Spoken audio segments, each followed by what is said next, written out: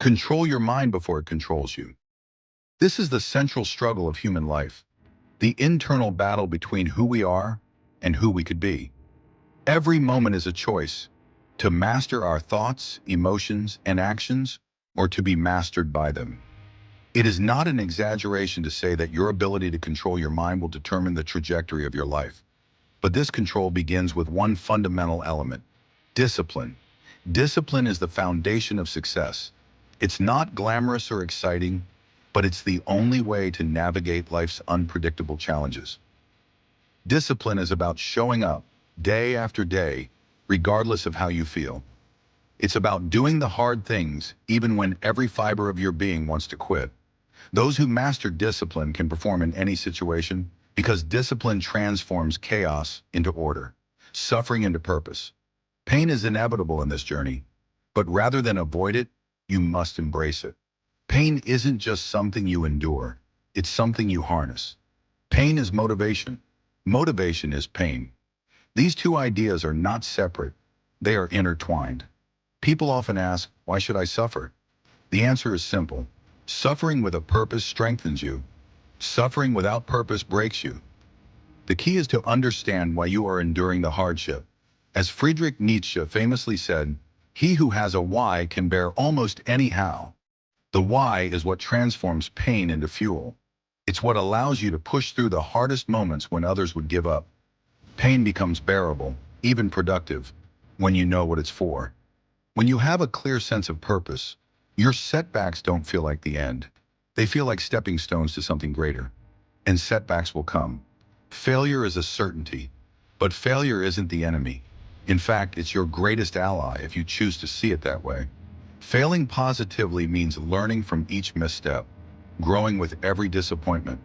The process is simple: grind, fail, reflect, repeat. The key is not in avoiding failure, but in responding to it. Those who fail and then learn, who reflect instead of sulking, are the ones who ultimately succeed. This is why rest, in the conventional sense, is not the solution. You don't rest, you reflect and learn. Rest implies stopping, but life doesn't stop. Reflection, on the other hand, keeps you moving forward.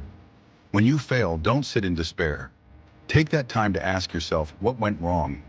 What can I do better? How can I rise from this even stronger?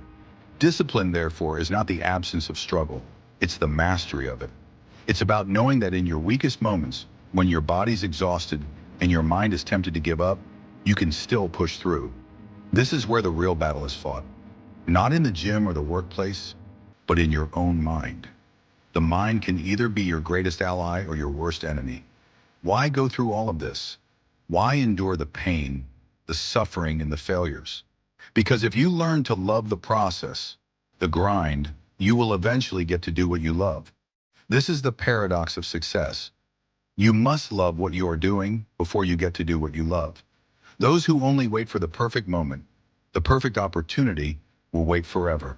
But those who find joy in the daily grind, in the small victories, will create their own opportunities. They will find satisfaction not in some distant goal, but in the journey itself. Self-accountability is another crucial element of this process. It's easy to point fingers and make excuses. But at the end of the day, the person responsible for your success or failure is staring back at you in the mirror. The hard truth is that no one is coming to save you. No one is going to do the work for you. You must take ownership of your choices, your actions, and yes, your mind. In the end, the greatest challenge is mastering yourself. Discipline is the tool, pain is the fuel. Motivation is born from that pain, and failure is the greatest teacher. Those who can master their own minds will find that they can perform at their best, even in their worst moments. It's a cycle: grind, fail, reflect, repeat. Because those who embrace this cycle, who understand that the mind is their most powerful weapon, are the ones who will ultimately succeed.